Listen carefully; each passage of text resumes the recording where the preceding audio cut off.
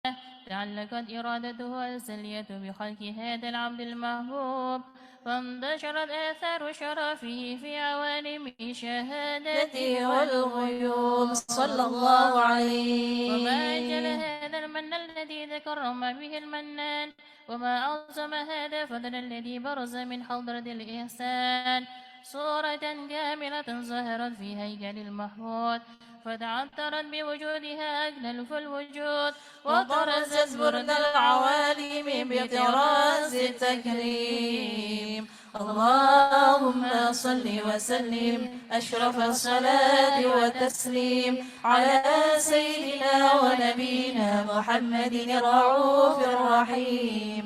اللهم صل وسلم وبارك عليه وعلى آله. أعوذ بالله من الشيطان الرجيم. بسم الله الرحمن الرحيم. تجلى الحق في علم قدسه الواسع، تجلى قضى بانتشار فضله في القريب والشاسع، فله الحمد الذي لا تنحصر أفراده بتعداد صلى الله عليه. ولا يمل تقرأه بكثرة ترداد، حيث أبرز من علام الإمكان صورة هذا الإنسان صلى الله عليه. ليتشرف بوجوده الثقلان، وتنتشر أسراره في الأكوان، فما من سر اتصل به قبل منيب إلا من صواب بفضل الله على هذا الحبيب صلى الله عليه. يلا قلبي سروره قد توالى بحبيب عم الأنام نوالا، جل ما شرف وجود بنور ومنر الكون بهجة وجمالا صلى الله عليه. واترق في الحسن أعلى مقام، وتناهى في مجده وتعالى، لاحظته العيون فيما جتلته بشرا كاملا يزيح الضلال صلى الله عليه.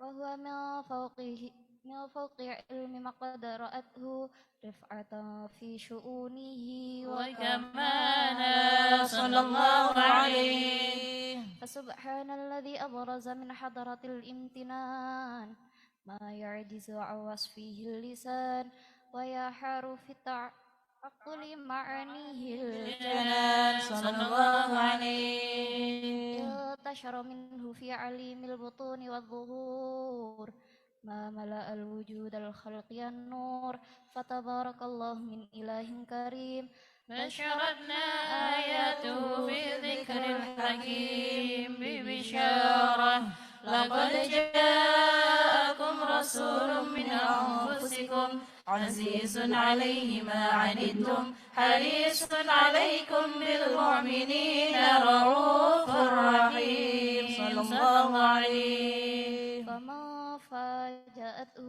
هذه البشارة وتلقاها بقلب سليم فقد هدي إلى صراط مستقيم. اللهم صل وسلم أشرف الصلاة والتسليم على سيدنا ونبينا محمد الرؤوف الرحيم. اللهم صل وسلم وبارك عليه وعلى آله. Saudaraku sekalian, Imam Busiri dalam burdahnya mengatakan, "Fahuwallazi tamma ma'nahu wa suratuhu, thumma istafahu habiban bari'un nasami, munazzahun an syarikin fi mahasinihi, fajawharul husni fihi ghaira munqasimi."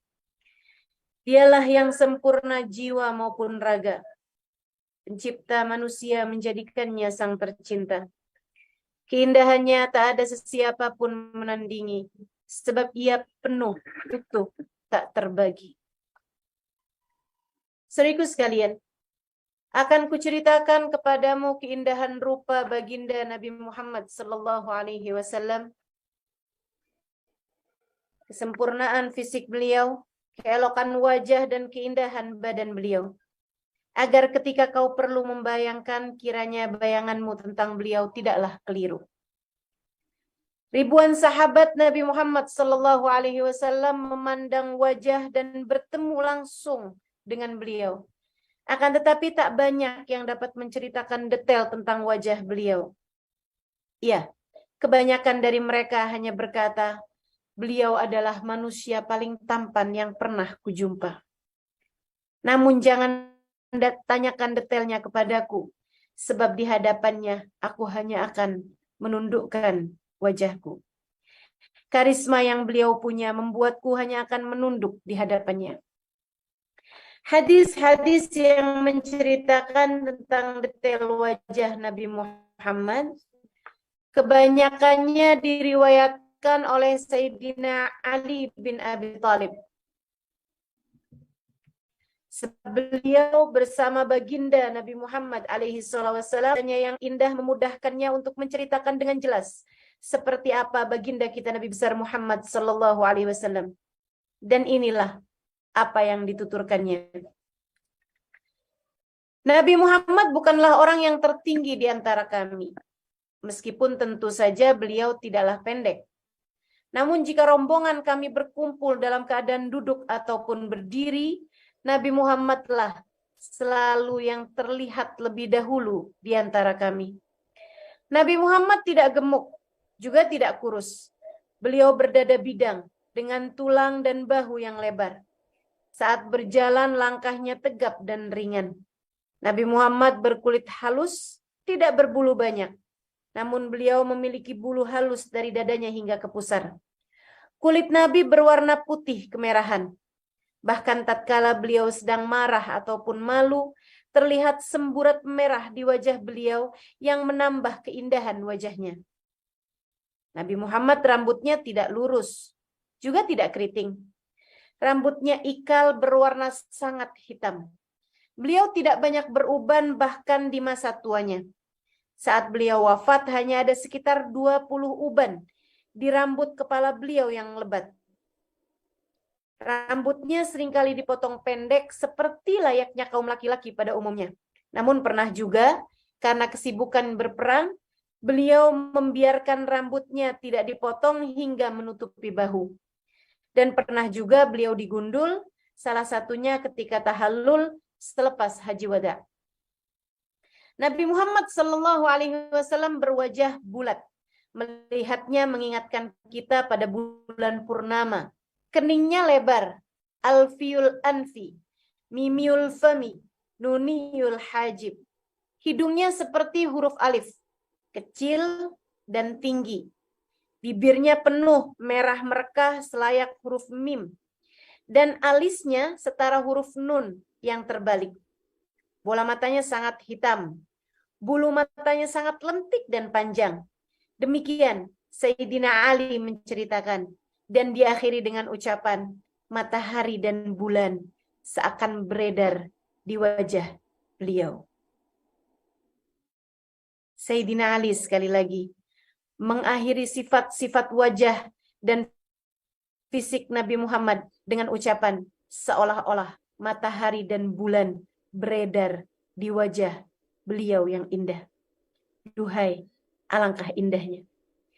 Jabir bin Samurah berkata, apabila aku melihatnya, aku selalu berkata, pelupuk matanya hitam, seakan-akan memakai celak, padahal tidak. Dia juga mengatakan, wajah beliau bagaikan matahari dan bulan. Ibnu Abbas meriwayatkan pula, gigi Nabi Muhammad SAW putih, bersih, terawat, dan terlihat selalu bergosok gigi dengan siwak. Gigi serinya renggang. Saat berbicara tampak ada cahaya yang memancar keluar di antara gigi serinya. Wajahnya bulat dengan tulang pipi yang tidak terlihat menonjol. Lehernya bak lukisan yang elok dan indah. Bersih, jernih, layaknya warna perak. Ka'ab bin Malik radhiyallahu ta'ala anhu ardah mengatakan, apabila bergembira, wajahnya bercahaya, seakan-akan wajah beliau itu sepotong rembulan. Nabi Muhammad SAW sempurna. Iya, jika dikatakan tak ada gading yang tak retak, gading Nabi besar Muhammad SAW tidaklah retak. Jika dibilang tak ada manusia sempurna, ungkapan itu tidak berlaku untuk baginda.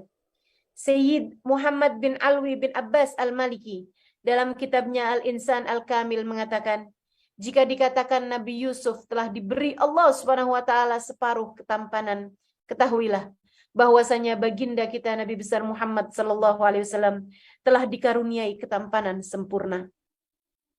Tepatlah apa yang dikatakan oleh Hasan bin Thabit dalam bait-bait syairnya.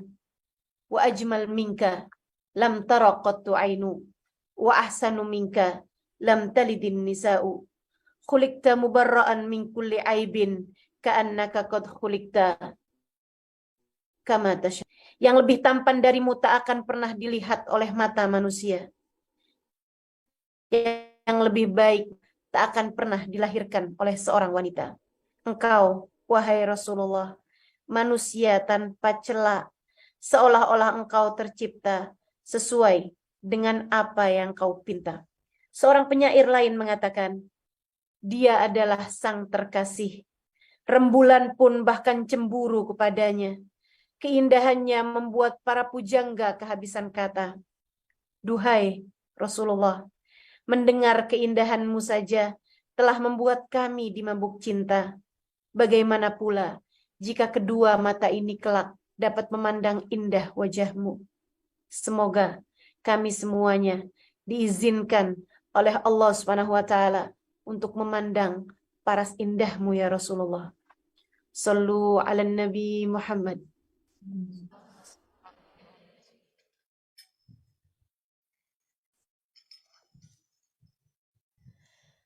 كل القلوب إلى الحبيب تميل ومعي بهذا شاهد ودليل أما الدليل إذا ذكرت محمدا صارت دموع العاشقين تسيل كل القلوب إلى الحبيب تميل ومعي بهذا شاهد ودليل أما الدليل إذا ذكرت محمدا صارت دموع العاشقين تسيل يا سيد الكونين يا علم الهدى هذا المتيم في حماك يسيل يا سيد الكونين يا علم الهدى المتيم في حماك نسيل لو صادفتني من لدنك عناية لأزور طيبة والنخيل حميل كل القلوب إلى الحبيب تميل ومعي بهذا شاهد ودليل أما الدليل إذا ذكرت محمدا صارت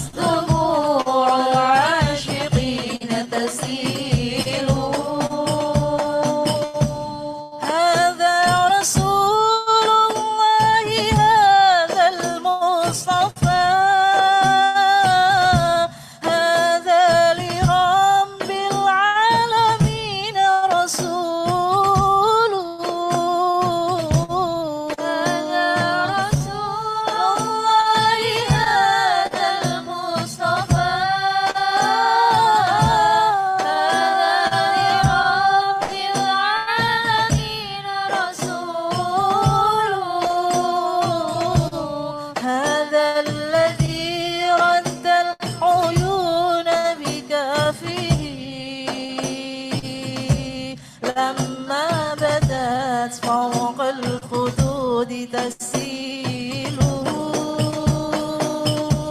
كل القلوب إلى الحبيب تميل ومعي بهذا شاهد ودليل أما الدليل إذا ذكرت محمدا صارت دموع العاشقين تسيل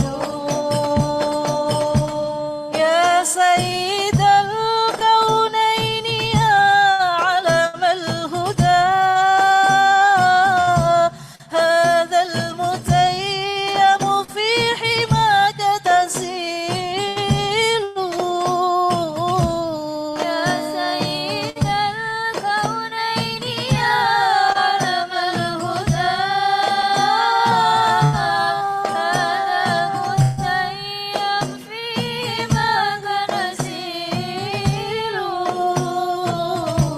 لو صادفتني من لدنك عناية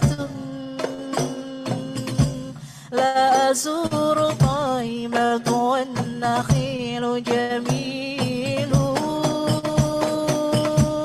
كل القلوب إلى الحبيب تميل ومعي بهذا شاهد ودليل أما الدليل إذا ذكرت محمدا صارت دموع العاشقين تسيل اللهم صل وسلم وبارك عليه أعوذ بالله من الشيطان الرجيم بسم الله الرحمن الرحيم وأشهد أن لا إله إلا الله وحده لا شريك له شهادة تعرف بها اللسان أما تضمنه الجنان من التصديق بها والإذعان صلى الله عليه تثبت بها في الصدور من الإيمان قواعده وتلوه على أهل اليقين من سر ذلك الإذعان والتصديق الشواهد صلى الله عليه وأشهد أن سيدنا محمد العبد الصادق في قوله وفعله صلى الله عليه الله ما أمره بتبليغه لخلقه من فرضه ونفله صلى الله عليه عبد أرسل الله للعالمين بشيرا ونذيرا صلى الله عليه بلغ الرسالة صلى الله عليه صلى الله عليه من الأمة بشرا كثيرا صلى الله عليه كان في ظلمة الجهل المستبصرين سراجا وقمرا منيرا صلى الله فأعظمها من منة تكرم الله بها على البشر وما أوسعها في نعمة انتشر من سرها في البحر والبحر صلى الله عليه اللهم صل وسلم بأجل الصلوات وأجمعها وأزكى التحيات وأوسعها على ذا العبد الذي وفى بحق العبودية وبرز فيها من خلعة الكمال وقام بحق الربوبية في موادن الخدمة لله وأقبل عليه غاية الإقبال صلى الله عليه صلاة يتصل بها روح المصلي عليه به فينبسط في قلبه نور السر تعلقه به وحبه ويكتب بها بعناية الله في حزبه وعلى آله وصحبه الذين التقوا صوت المجد بقربه صلى الله عليه وتفيأوا ظلال الشرف الأصلي بوده وحبه ما عطر الأكوان بنشر ذكراهم نسيم اللهم صل صل وسلم أشرف الصلاة والتسليم على سيدنا ونبينا محمد الرؤوف الرحيم اللهم صل وسلم وبارك عليه وعلى آله. أعوذ بالله من الشيطان الرجيم بسم الله الرحمن الرحيم أما بعد فلما تعلقت إرادة الله في العلم القديم بظهور أسرار التخصيص للبشر الكريم بالتقديم والتكريم صلى الله عليه. نفذت القضاة الباهرة بالنعمة الواسعة والمنة الغامرة فانفلقت بيضة التصوير صلى الله عليه. في العالم المطلق الكبير عن جمال مشهود بالعين حامل لوصف الكمال المطلق والحسن التام والزين صلى الله عليه. فتنقل ذلك الجمال الميمون في الأصنام الكريمة والبطون فما من صلب الضمة إلا وتمت عليه من الله النعمة صلى الله عليه. فهو القمر التام الذي يتنقل في بروجه ليتشرف به موطن استقراره وموضعه خروجه وقد قضت الأقدار الأزلية بما قدس أظهرت من شر هذا النور ما أظهرت وخصصت به من خصصت صلى الله عليه. فكان مستقره في الأصلاب الفاخرة والأرحام الشريفة الطاهرة حتى برز في عالم الشهادة شهادة بشرا لا كالبشر صلى الله عليه. ونورا حير الأفكار ظهوره وبهر فتعلق همة الراقم لهذه الحروف بأن يرقم في هذا القرطاس ما هو لديهم من عجائب ذلك النور معروف صلى الله عليه. وإن كانت الألسن لا تفي بعشر معشار أوصاف ذلك الموصوف تشويقا للسامعين من خواص المؤمنين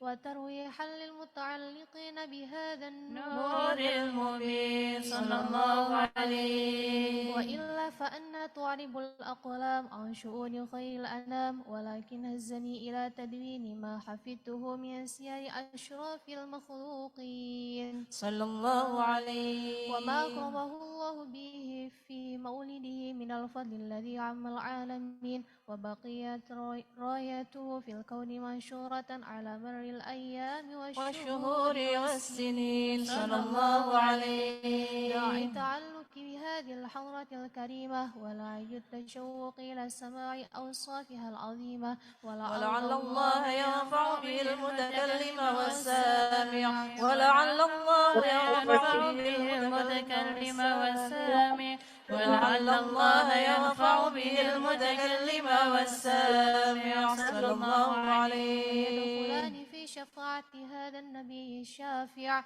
ويتروحان بروح ذلك النعيم اللهم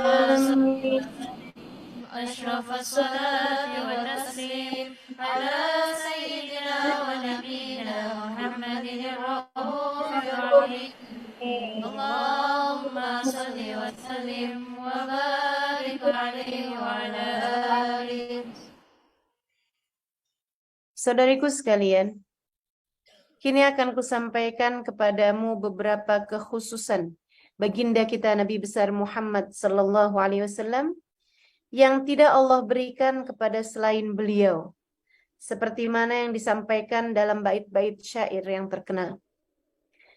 Lam yahtalim qattu taha mutlaqan abada wa ma tatha'aba aslan fi mada zamani minhu ad-dawabu falam tahrub wa ma waqa'at dhubabatun abadan fi jismihi al-hasani bi khalfihi ka'amamin ru'yatan thabatat wa la yura ithru bawlin minhu fi alani wa qalbuhu lam yanam wal aynu qad na'asat wa la yara dhilluhu fi syamsi dhu fatani katifahu qad alata qauman idha jalasu indal wiladati sif yadha bimuhtatani hadhil khasa'is fahfadha takun amina min syarri narin wa surraqin wa min mihani. Imam Nawawi Al-Bantani dalam syair-syair ini menyatakan tentang 10 keistimewaan baginda kita Nabi besar Muhammad sallallahu alaihi wa ala alihi wasallam. Yang pertama, lam yahtalim qattu taha mutlaqan abada. Nabi Muhammad tidak pernah berihtilam. Apa itu ihtilam? Yang biasa disebut dengan nama mandi basah ya. Mandi hujan-hujanan gitu maksudnya. Bagi kaum laki-laki. Nah ini, yang seperti ini tidak pernah terjadi kepada baginda kita Nabi besar Muhammad sallallahu alaihi wasallam. Artinya Nabi Muhammad seumur hidupnya tidak pernah bermimpi bersetubuh. Sekali lagi, Nabi Muhammad seumur hidupnya tidak pernah bermimpi bersetubuh.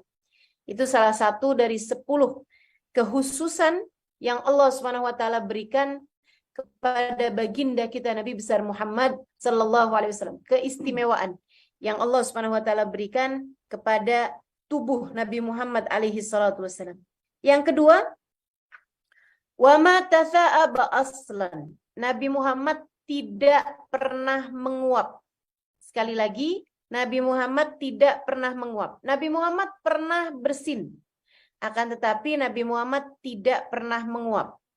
Karena kabarnya menguap itu adalah sesuatu hal yang datangnya dari setan, terutamanya kalau menguap di saat-saat kita lagi sholat, menguap di saat-saat kita lagi baca Al-Quran. Kalau dibawa nonton TV, langsung matanya terang. Tapi begitu dibawa baca Al-Quran, langsung nguapnya berulang-ulang. Nah ini nih, Nabi Muhammad alaihissalam tidak pernah menguap. Dan kita kalau menguap itu, kesunahan yang pertamanya adalah untuk nahan biar jangan sampai buka mulut. Ya, kita kalau menguap, sekali lagi sunnahnya itu kita tahanin biar kita tidak terbuka mulutnya. Nah itu biasanya hidungnya jadi mengembang. Karena akan ditahanin ya, keluarnya dari hidung. Sekali lagi Nabi tidak pernah menguap. Kalau bersin, Nabi Muhammad beberapa kali beliau bersin dan beliau mensunnahkan. Untuk kalau kita bersin, kita menutup dengan punggung telapak tangan bagian kiri. Kemudian kita berucap kalimat hamdalah. Jadi yang bersin bilang alhamdulillah. Yang mendengarnya berucap yarhamukallah. Atau kalau perempuan yarhamukillah. Kemudian yang mendengarnya lagi mendoakan lagi untuk Allah Subhanahu wa taala memperbaiki keadaannya. Aslahallah yuslih balakum. Gitu ya. Teman-teman sekalian saya muliakan, kemudian Nabi Muhammad juga diriwayatkan tidak pernah buang angin juga. Jadi sekali lagi Nabi Muhammad nggak pernah buang angin ya. Nabi Muhammad nggak pernah kentut gitu. Karena memang beliau tubuhnya sebersih itu teman-teman sekalian. Dan ini merupakan kekhususan buat baginda kita Nabi besar Muhammad sallallahu alaihi wasallam. Kemudian yang berikutnya lagi, minhud dawabu falam tahrub. Nabi Muhammad itu tidak pernah dilariin oleh binatang-binatang. Maksudnya binatang tidak ada yang lari ketika ngelihat Nabi Muhammad alaihissalam. Tidak ada. Tidak ada apapun binatang lari dari Nabi kita Muhammad alaihissalam. Mau kucing kah, mau anjing kah, misalnya gitu. Atau bahkan binatang-binatang yang Muhammad tuh nggak pernah begitu. Justru semua binatang ingin selalu mendekat kepada beliau. Apalagi binatang-binatang ternak. Para penggembala di Madinah bercerita, jika Nabi Muhammad sedang ada di kota Madinah, itu kami setengah mati mau mengeluarkan kambing-kambing kami atau unta-unta kami, padahal kami mau membawanya ke tempat makan. Mau ketemu rumput nih. Tapi karena Nabi Muhammadnya ada di Madinah, setengah mati binatang-binatang tersebut mau keluar. Tapi kalau udah sore kami giring binatang-binatang tersebut menuju ke Madinah, wah semangat sekali binatangnya, kayak yang pengen buru-buru nyampe ke Madinatin Nabi Sallallahu Alaihi Wasallam. Bahkan Nabi Muhammad waktu Haji Wada itu beliau membawa 100 ekor unta teman-teman. Dan Nabi Muhammad memotong 63 ekor di antara 100 ekor unta tersebut. Itu setiap kali Nabi Muhammad mengarahkan tangannya ke salah satu dari unta-unta tersebut, maksudnya mau ngambil nih unta yang mana nih yang mau disembelih, itu semua unta memanjangkan kepalanya semuanya pada kepengen dia yang diambil sama Nabi Muhammad Sallallahu Alaihi Wasallam untuk disembelih, teman-teman, untuk disembelih. Padahal binatang kan biasanya paling takut untuk disembelih. Nah ini kepada baginda Nabi besar Muhammad Alaihissalam, mereka bahkan sampai mengajukan dirinya untuk disembelih oleh Nabi besar Muhammad Sallallahu Alaihi Wasallam. Kemudian keistimewaan Nabi Muhammad yang lainnya, wa ma waqa'at dubabatun abadan fi jismihil hasani. Nabi Muhammad itu badannya tidak pernah dihinggapi lalat. Nabi Muhammad badannya, jadi jangan, ini adalah kekhususan, maksud saya ini adalah kekhususan buat Nabi kita Muhammad alaihi. Misalnya juga, oh enggak, bukan ya, kita pasti akan pernah dihinggapi lalat. Kalau kemudian rasanya kayak yang lain-lain dihinggapin, kamu enggak, ya mungkin cuman karena yang lain-lain sebelah-sebelahmu itu belum pada mandi aja. Tapi sebenarnya sangat mungkin tubuh kita ini dihinggapi oleh lalat, tidak seperti tubuh manusia agung baginda Nabi besar Muhammad Sallallahu Alaihi Wasallam. Itu keistimewaan beliau yang nomor 4. Kemudian keistimewaannya yang nomor 5, bikhalfihi ka'amamin ru'yatan thabatat. Beliau melihat dari arah belakang seperti penglihatan beliau ke arah depan. Jadi Nabi Muhammad itu melihat dari arah belakangnya seperti mana mudahnya kita untuk melihat ke arah belakang. Salah satunya adalah hadis yang diriwayatkan oleh Imam Al-Busiri alaihi ridwanullah. Nabi Muhammad mengatakan, "Atimur ruku'a was sujud, fa walladhi nafsi biyadihi, inni la arakum min wara'i dhahri ma idza raka'tum wa idza sajadtum." Kata Nabi Muhammad, sempurnakanlah ruku kalian, sempurnakanlah sujud kalian. Aku sungguh-sungguh melihat bagaimana kalian ruku dan sujud dari arah belakang punggungku. Nah, jadi kalau kita nih matanya cuma di depan, Nabi Muhammad depan, samping, kanan, kiri, semuanya mata nih ya. Bahkan hati beliau itu bisa melihat tembus kepada apa yang tidak bisa ditembus oleh manusia pada umumnya. Itu Nabi kita Muhammad alaihissalam. Kemudian keistimewaan beliau atau kekhususan beliau yang berikutnya, sesudah yang kelima, melihat dari arah belakang seperti beliau melihat dari arah depan. Wala yura ithru baulin minhu fi alani. Yang berikutnya adalah tidak pernah terlihat bekas kencing ataupun kotoran beliau. Ini juga salah satu dari keistimewaan beliau, teman-teman saya sekalian. Kencingnya itu setiap kali keluar, kalau ke tanah gitu, langsung hilang. Langsung dihisap sama tanah. Demikian pula bahkan kotoran beliau alaihi salatu wassalam. Kemudian yang berikutnya lagi, jadi kalau beliau buang hajat, itu teman-teman seperti yang diriwayatkan oleh Sayyidina Ibnu Mas'ud, ketika ditanya, Sayyidina Ibnu Mas'ud ini yang suka nemenin Nabi Muhammad kalau di perjalanan-perjalanan, kalau Nabi Muhammad mau buang hajat atau apa, itu Sayyidina Ibnu Mas'ud yang membawakan sendalnya, yang membawakan airnya gitu, yang membawakan siwak beliau. Sayyidina Ibnu Mas'ud tuh pernah ditanya sama para sahabat, kayak apa sih Nabi gitu kalau buang hajat? Katanya Ibnu Mas'ud, Nabi selalu mencari tempat yang tertutup untuk beliau buang hajat, karena beliau tidak suka auratnya terlihat. Kemudian kata Ibnu Mas'ud, ketika ditanya, terus gimana tuh kamu bersihin kotorannya? Gak pernah, kata Ibnu Mas'ud. Gimana ceritanya kok kamu gak pernah bersihin kotorannya Nabi Muhammad gitu? Nabi Muhammad sendiri yang bersihin? Gak juga. Terus gimana? Dibilang, saya lihatnya kayak bumi itu rebutan gitu. Jadi begitu keluar aja udah langsung hilang. Gitu ya. Nah, kamu nggak ada yang kayak begitu nih, kita semua nih nggak ada yang kayak begitu. Jadi nggak usah mau coba-coba gitu, lihat tanah makan apa enggak gitu, nggak usah teman-teman. Itu khusus buat Nabi besar Muhammad Sallallahu Alaihi Wasallam. Jadi begitu keluar langsung hilang, dimakan oleh bumi seperti itu. Sehingga sekalian yang saya muliakan, kemudian yang selain daripada itu keistimewaan beliau.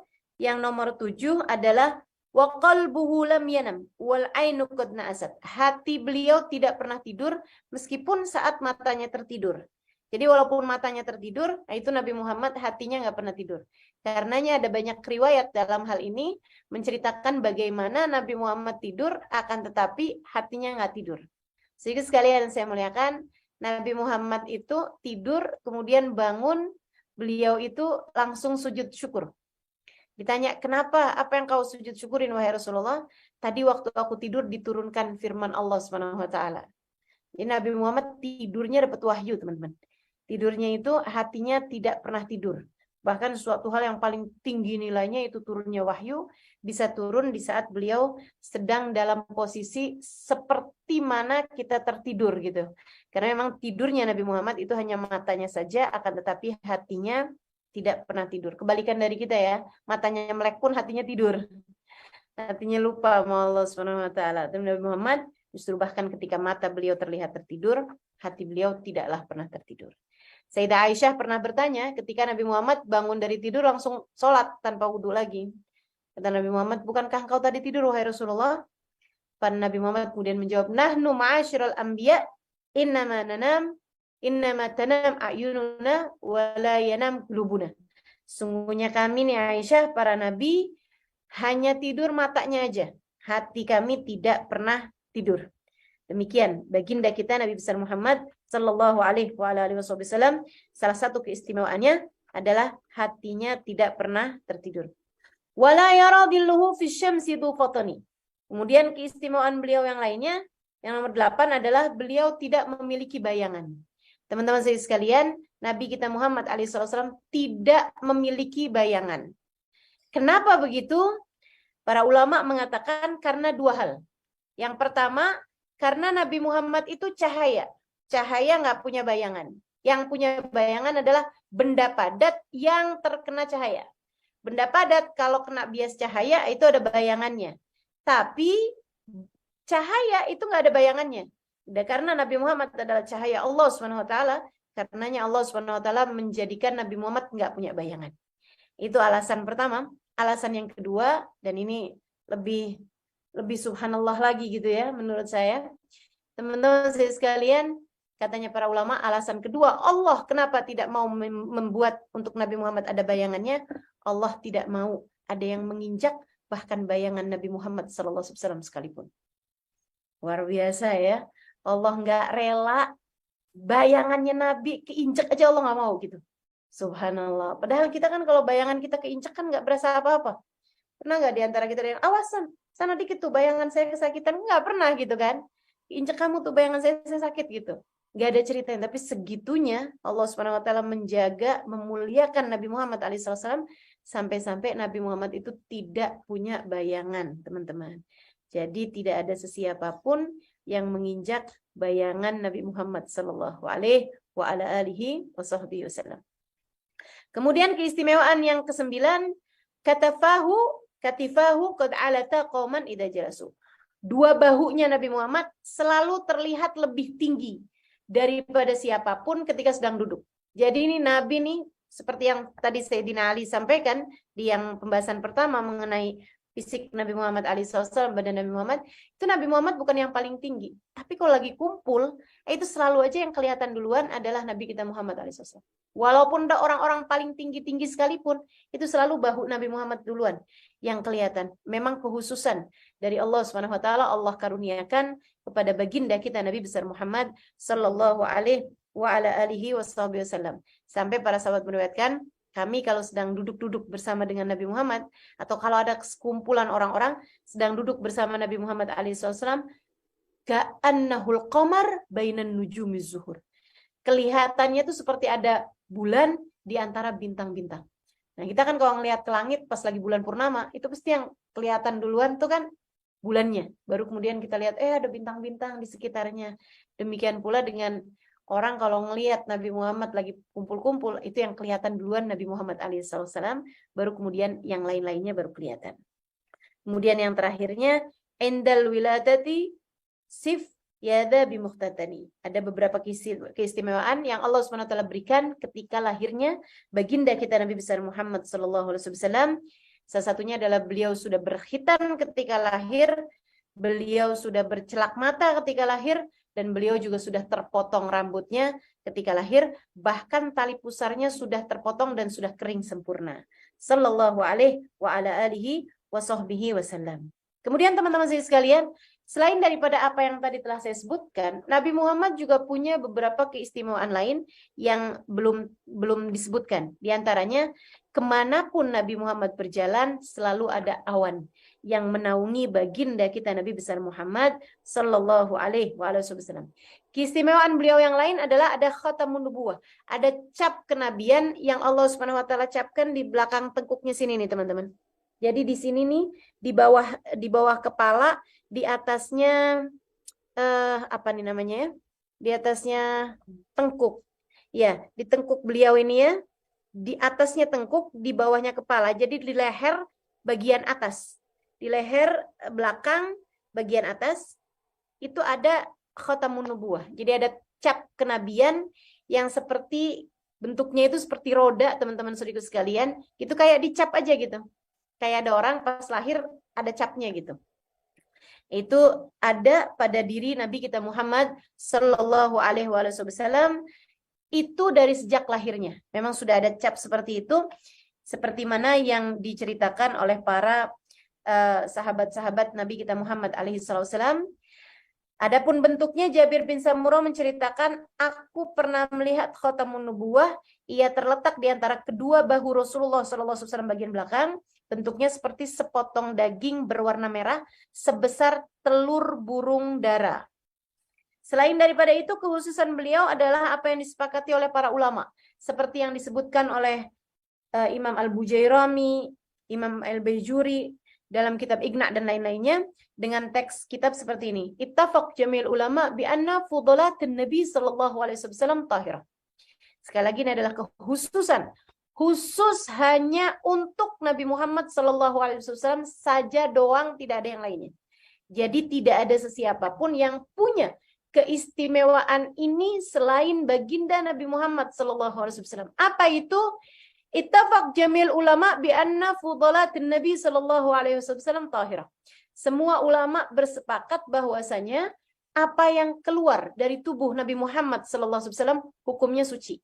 Jadi darah Nabi suci, nanah Nabi suci, mohon maaf teman-teman, kencing Nabi Muhammad SAW suci, bahkan kotorannya pun suci juga. Gitu. Nah, mengenai kencing Nabi Muhammad SAW, itu apa yang diriwayatkan dari Sayyidah Salamah. Katanya Sayyidah Salamah, Nabi Muhammad malam hari itu beliau terbangun, rupanya Nabi Muhammad kencing. Kencingnya ditaruh di mangkok. Seperti yang tadi saya sampaikan, kalau Nabi Muhammad kencing di tanah, itu langsung nggak ada bekasnya, gitu ya. Tapi ini Nabi Muhammad karena kencing di waktu malam, nah, para sahabat tuh banyak yang nggak punya kamar mandi kan. Tentunya hampir semua orang pada zaman tersebut nggak ada yang punya kamar mandi. Nah, Nabi Muhammad kencingnya tuh ditaruh di kayak di sebuah mangkok gitu, sama Nabi ditaruh di bawah sarir, di bawah tempat tidur beliau gitu. Kayak ditaruh di balai-balai gitu. Nabi Muhammad kemudian berwudu dan Nabi Muhammad sholat malam. Habis itu jelang-jelang subuh Nabi Muhammad tidur lagi. Sayyidah Salamah bangun. Jadi waktu itu beliau Nabi Muhammad sedang bersama dengan Sayyidah Salamah di rumahnya Nabi Muhammad yang bersama dengan Sayyidah Salamah. Sayyidah Salamah bangun, berasa haus banget. Beliau nyari-nyari minuman, kelihatan ada air di bawah tempat tidur. Tanpa berpikir panjang, beliau pun kemudian mengambil air tersebut dan meminumnya hingga habis. Pagi-pagi hari, Nabi Muhammad SAW mengatakan kepada Sayyidah Salamah, "Ya Salamah, irmi bauli tahta sarir." Wahai Salamah, tolong buangkan kencing saya di bawah tempat tidur.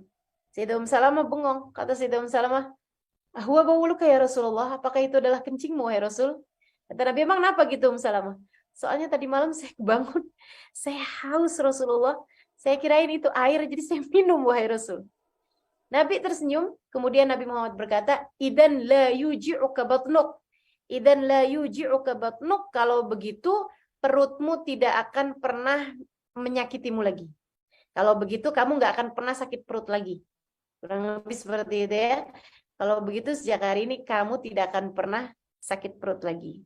Nah, para ulama mengatakan dari ucapan Nabi Muhammad SAW seperti itu menunjukkan bahwa kencing Nabi Muhammad itu suci, teman-teman sekalian. Sebab kalau enggak, Nabi Muhammad pasti akan bilang yang, "Lah, kamu kenapa minum kencing?" gitu kan. Enggak seperti itu, Nabi malah justru menyampaikan tentang fadilah kencingnya ya. Dan sekali lagi ini hanya khusus untuk Nabi Muhammad SAW. Kamu jangan nyari kencing siapapun untuk ngobatin sakit perut kamu. Karena ini tidak ada selain Nabi Muhammad SAW. Dan Salamah menceritakan bahwa sejak hari itu sampai dengan saat ini ketika beliau menceritakan hadis ini, Beliau mengatakan, saya tidak pernah sakit perut lagi. Padahal sebelumnya saya adalah seorang perempuan yang gampang banget masuk angin, gampang banget sakit perut, gampang banget mules, gampang banget perutnya bermasalah. Tapi sejak hari itu secara tidak sengaja terminum kencingnya Nabi Muhammad SAW, nah itu beliau tidak pernah lagi merasakan sakit perut. Dan sekali lagi ya, kencing ini hukumnya najis untuk selain baginda kita Nabi besar Muhammad sallallahu alaihi wasallam, hanya Nabi Muhammad aja yang seperti itu. Sebagaimana ada juga sahabat Sayyidina Ibnu Mas'ud yang meminum darah Nabi kita Muhammad alaihi wasallam. Nah, kalau ini secara sengaja, teman-teman. Kalau yang tadi kencing itu secara tidak sengaja, Sayyidah Salamah meminumnya. Kalau Ibnu Mas'ud secara sengaja. Nah, ini tentu juga didasari pemahaman dan ilmu yang ada pada diri Sayyidina Ibnu Mas'ud sehingga memutuskan hal yang seperti itu. Jadi ceritanya ini ada dalam hadis-hadis di kitab-kitab fikih yang besar-besar ya, yang seperti yang tadi saya sampaikan. Jadi kalau kamu mencari-cari dalilnya, silahkan buka, ada di Bujairromi, ada di Baijuri, karya Syekh Ibrahim Al-Baijuri, syarahnya kitab Abu Syuja, syarah matan kitab Abu Syuja. Nah, itu boleh dirujuk di sana bagi yang mau mencari-cari dalil dari apa yang tadi saya sampaikan. Teman-teman sekalian, Sayyidina Ibnu Mas'ud menceritakan dalam riwayat hadis yang sahih ya, beliau mengatakan, saya satu hari dipanggil Nabi Muhammad untuk membuangkan darah Nabi Muhammad karena beliau telah ihtajam, telah bekam. Jadi Nabi Muhammad habis bekam, darahnya itu ada di mangkok. Kemudian Nabi Muhammad alaihissalam mengatakan kepada Ibnu Mas'ud, "Ya Ibnu Mas'ud, ghayyibhu fi makan la yarahu fihi ahad." Wahai Ibnu Mas'ud, tolong buangkan darah ini di tempat yang kiranya tidak ada sesiapapun yang melihat. Jadi Nabi memang mensyaratkan kepada Ibnu Mas'ud, tolong buang darah ini wahai Ibnu Mas'ud di tempat tidak ada sesiapapun bisa lihat. Ibnu Mas'ud bilang, marhaba ya Rasulullah, labbaik wa sa'dik. Diambil kemudian darah tersebut, bawa jalan sampai Ibnu Mas'ud sambil mikir-mikir gitu, tempat nggak ada siapapun bisa lihat, tempat nggak ada siapapun bisa lihat. Dapat ide nih. Ibnu Mas'ud kemudian duduk, sesudah beliau lihat-lihat kanan kiri sepi, nggak ada siapa-siapa di atas bongkah batu, di tempat rawa-rawa gitu yang nggak ada sesiapapun orang lihat. Beliau kemudian Bismillahirrahmanirrahim mulai meminum darah tersebut sampai habis. Habis itu beliau laporan kepada Nabi Muhammad SAW. Ya Rasulullah, qad ghayyabtu fi makan la yarahu fiha ahad. Udah Rasul, udah saya buang darahmu di tempat nggak ada sesiapapun bisa lihat. Kayaknya dari ucapannya yang mantep banget gitu bikin curiga. Nabi kemudian nanya gitu, aina ghayyabtahu ya Ibnu Mas'ud? Di mana kamu buang darah tersebut wahai Ibnu Mas'ud? Ibnu Mas'ud senyum gitu. Kata Nabi Muhammad, la'allak syaribta. Kamu minum ya darah saya. Ibnu Mas'ud bilang, maratu bihil khair. Tujuan saya baik wahai Rasulullah. Tujuan saya baik wahai Rasul. Kata Nabi, apa tujuan kamu wahai Ibnu Mas'ud? An yakuna lahmi wa dami yakhtalit bidamika ya Rasulullah. Agar darah dagingku, tubuhku ada darahmu wahai Rasulullah. Agar darah dagingku bersatu dengan darahmu wahai Rasulullah. Nabi mendengar itu kemudian berkata, fallahmul ladzi yakhtalit bidami lan yusibuhun nar. Maka darah daging yang bersatu dengan darahku tak akan pernah tersentuh api neraka. Maka darah daging yang pernah bersatu dengan darahku tidak akan pernah tersentuh api neraka. Alangkah beruntungnya Ibnu Mas'ud, teman-teman. Dan sekali lagi saya sampaikan, ini hanya khusus buat baginda kita Nabi besar Muhammad SAW. Selain Nabi Muhammad tak ada yang darahnya suci siapapun orangnya. Selain Nabi Muhammad tak ada yang darahnya suci siapapun orangnya. Sekali lagi, tak ada selain Nabi Muhammad yang darahnya suci. Siapapun saja orangnya, ini hanyalah khusus untuk baginda Nabi besar Muhammad sallallahu alaihi wa ala alihi wasallam. Kemudian kekhususan lain yang juga saya akan sampaikan sebagai bagian terakhir dari kekhususan Nabi Muhammad SAW adalah aroma beliau yang selalu wangi tanpa minyak wangi sekalipun. Demikian pula dengan bau mulutnya. Ibnu Abbas bercerita, aku tidak pernah mencium wangi yang lebih wangi. Mau parfum apapun, mau wangian apapun, tidak pernah aku mencium wangian atyab, lebih wangi daripada aroma Nabi besar Muhammad sallallahu alaihi wa ala alihi wasallam. Jabir bin Samurah juga berkata, beliau pipiku, kata Jabir bin Samurah, aku pernah nih pas lagi ada apa gitu, Nabi Muhammad mengusap pipinya Jabir bin Samurah. Katanya Jabir bin Samurah, kudapati tangannya terasa dingin dan aromanya sangat harum, seakan-akan beliau baru saja mencelupkan tangannya di tengah-tengah minyak wangi. Jadi wanginya tuh bukan kayak abis pakai minyak wangi, tapi kayak abis nyelupin tangan di tengah minyak wangi. Kayak ada baskom atau ember atau apalah gitu, tangki minyak wangi gitu. Kayak Nabi Muhammad tuh baru abis nyelupin tangannya di tengah-tengah minyak wangi, kayak begitu tuh. Aroma wanginya tangan baginda kita Nabi besar Muhammad sallallahu alaihi wa ala alihi wasallam. Sahibul Maulid Ad-Dibai mengatakan, idza takallama faka'annal miska yakhruju min fi. Apabila Nabi Muhammad berbicara, seolah-olah bau kasturi bertebaran dari mulut beliau sallallahu alaihi wa ala alihi wasallam. Idza jalasa fi majlisin baqiyatibu fihi ayyaman wa in taghayyab. Apabila Nabi Muhammad duduk di satu majlis, wanginya tempat tersebut tercium berhari-hari, bukan sejam 2 jam. Jadi habis Nabi Muhammad pergi, berhari-hari wanginya keciuman dari tempat tersebut. Idza marra bi tariqin urifa min tibihi annahu qad marra fi. Kalau Nabi Muhammad lewat di sebuah jalanan, keciuman dari baunya jalan tersebut ketahuan Nabi Muhammad lewatnya di jalan itu. Jadi kalau ada sahabat gitu ketinggalan mau jalan sama Nabi, nggak tahu gitu, Nabi tadi tuh lewat di jalan yang mana, ketinggalan udah sejam 2 jam gitu, tinggal nyium aja baunya jalanan, ikutin aja aromanya, kamu akan dapeti wanginya Nabi Muhammad di jalanan tersebut berjam-jam. Padahal itu jalanan ya, ruangan yang terbuka, itu Nabi kita Muhammad alaihi wasallam wanginya sampai sedemikian, teman-teman. Dan sungguh kita tidak dapat membayangkan seperti apa wanginya Nabi kita Muhammad sallallahu alaihi wasallam dari apa yang sudah diriwayatkan oleh para sahabat-sahabat Nabi kita Muhammad alaihi wasallam. Kita nih yang hidup di zaman sekarang ini, kita nggak bisa lagi cium wanginya Nabi Muhammad alaihi wasallam. Akan tapi teman-teman saya sekalian, sungguh kalau hatimu kedatangan Nabi Muhammad sallallahu alaihi wasallam, hatimu bakalan jadi wangi. Kalau udah hatimu bakalan jadi wangi, kalau hatimu jadi wangi, nanti semua yang keluar dari tubuhmu itu akan menjadi sesuatu yang wangi. Akhlakmu wangi, orang senang semua. Cara pandangmu wangi gitu, semua orang senang kalau kamu liatin. Kemudian lagi mulutmu bakalannya wangi. Kalimat-kalimat yang keluar akan menjadi sesuatu yang indah untuk didengar oleh siapapun. Gerakanmu, tanganmu, kakimu, dan semua yang ada pada dirimu akan memperciumkan aroma yang sangat wangi. Aromanya Nabi besar Muhammad sallallahu alaihi wasallam. Kita zaman sekarang memang enggak bisa lagi teman-teman, bukan sesuatu hal yang mudah. Maksudnya kalangan-kalangan yang seperti kita ini sepertinya agak jauh untuk bisa mencium wangi Nabi besar Muhammad sallallahu alaihi wa ala alihi wasallam.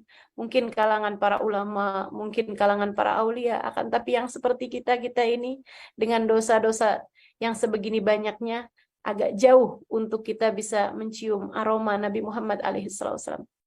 Kita hanya minta kepada Allah Subhanahu wa taala, semoga Nabi Muhammad berkenan untuk menghiasi hati kita, sehingga mudah-mudahan kalau hati kita penuh dengan Nabi Muhammad, Allah Subhanahu wa taala akan memperciumkan kepada kita aroma wanginya Nabi besar Muhammad sallallahu alaihi wasallam dalam tingkah laku kita. Kita akan bisa merasakan wangi Nabi Muhammad alaihissalam dalam kehidupan kita insya-Allah. Dan mudah-mudahan kita yang sudah terhalang dari aroma Nabi Muhammad di dunia ini, Allah tidak menghalangkannya dari aroma Nabi Muhammad kelak di hari akhirat nanti. Mudah-mudahan Allah menjadikan hidung kita salah satu dari yang dapat mencium wanginya Nabi besar Muhammad sallallahu alaihi wasallam di hari akhirat nanti insya-Allah. Amin ya rabbal alamin. Sallu ala Nabi Muhammad.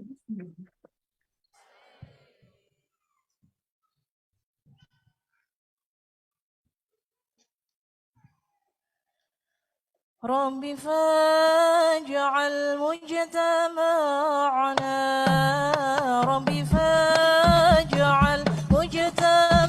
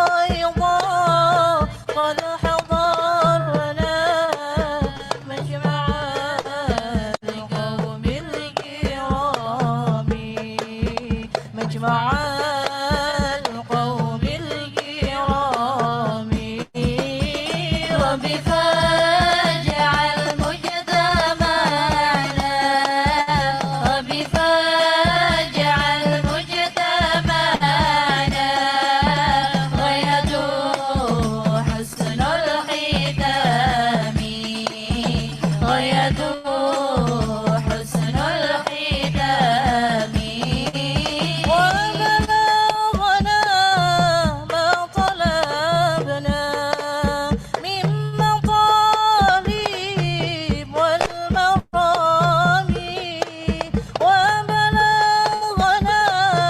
ما طلبنا من مطالب والمرامي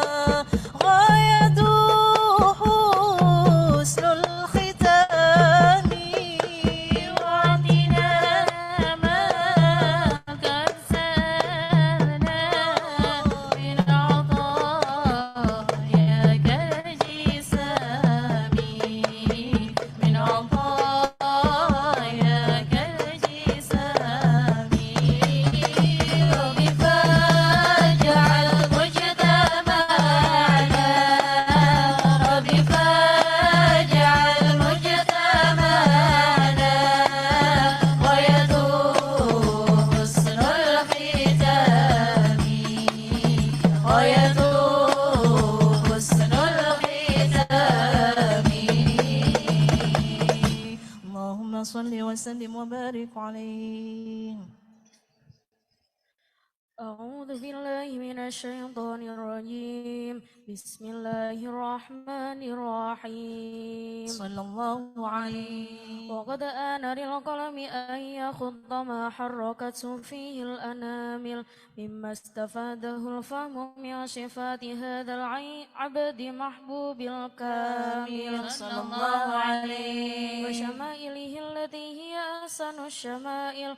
وهنا حسن أن نثبت ما بلغ إلينا في شأن هذا الحبيب من أخبار وآثار صلى الله عليه. ليتشرف بكتابته القلم والقرطاس وتنزه في حدائقه الأسماع والأبصار.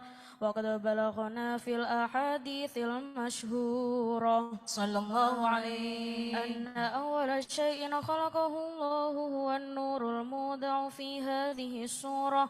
فنور هذا الحبيب أول مخلوق برز في العالم صلى الله عليه. ومنه تفرع الوجود خلقا بعد خلق فيما حدث وما تقدم. وقد أخرج عبد الرزاق بسنده عن جابر بن عبد الله الأنصاري رضي الله عنهما قال: قلت يا رسول الله بأبي وأمي أخبرني عن أول شيء خلقه الله قبل الأشياء. قال يا جابر إن الله خلق قبل الأشياء نور نبيك محمد صلى الله عليه وسلم بالنور صلى الله عليه. وقد ورد من حديث أبي هريرة رضي الله عنه أنه قال: قال رسول الله صلى الله عليه وسلم: كنت أول النبيين في الخلق وآخرهم في البعث صلى الله عليه. وقد تعددت الروايات بأنه أول الخلق وجودا وأشرفهم مولودا صلى الله عليه. ولما كانت السعادة الأبدية لها ملاحظة خفية اختصت ما شاءت من البرية في جمال الخصوصية صلى الله عليه. فاستودعت هذا النور المبين أصلاب وبطون ما شرفته من العالمين. فتنقل هذا النور من صلب آدم ونوح وإبراهيم عليه السلام حتى أوصلته يد العلم القديم صلى الله عليه. إلى من خصصته بتكريم أبيه الكريم عبد الله بن عبد المطلب ذي القدر العظيم صلى الله عليه. وأمه التي هي في المخاوف آمنة السيدة الكريمة آمنة. فتلقاه صلب عن عبد الله فألقاه إلى بدنها فضمته أشاؤها بمعونة الله محافظة على حق هذه الدرة وصونها صلى الله عليه.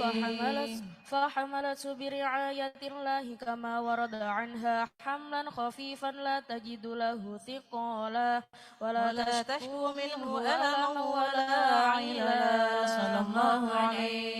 حتى مر الشهر بعد الشهر من حمله وقرب وقت بروزه إلى عالم الشهادة لتنبسط على أهل هذا العالم فيوضة فضله وتنتشر فيه آثار اللهم صل وسلم أشرف الصلاة والتسليم على سيدنا ونبينا محمد الرؤوف الرحيم. اللهم صل وسلم وبارك عليه وعلى آله.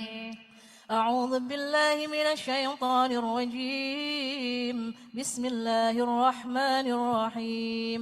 ومنذ علقت به هذه الدرة المكنونة والجوهرة المصونة والكون كله يسمع ويمسي في سرور وابتهاج بقرب ظهور إشراق هذا السراج والعيون متشوفة إلى بروزه متشوقة إلى التقاط جواهر كنوزه وكل دابة لقريش نطقت بفصيح العبارة معلنة بكمال البشارة وما من حامل حملت في ذلك العام إلا تسفي حملها بغلام من بركات وسعادة هذا الإمام ولم تزل الأرض والسماوات متضمخة بعطر الفرح بملاقاة أشرف البريات وبروزه من عالم الخفاء إلى عالم الظهور بعد تنقله في البطون والظهور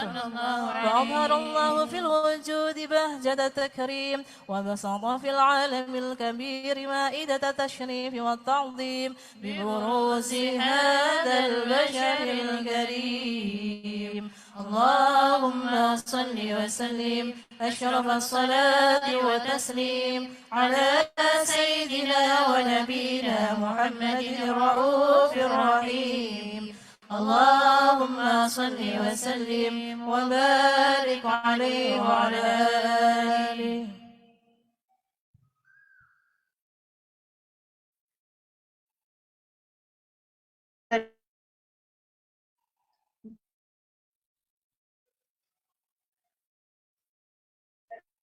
Jika telah kamu tahu Wasallam dan bagaimana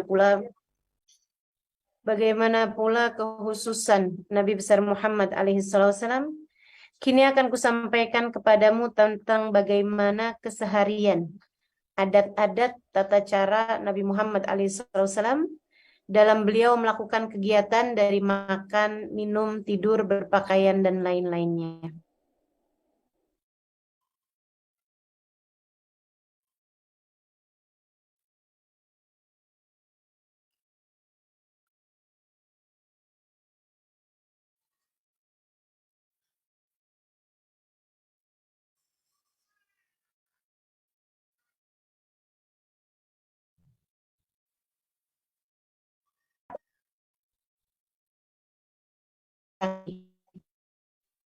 Beliau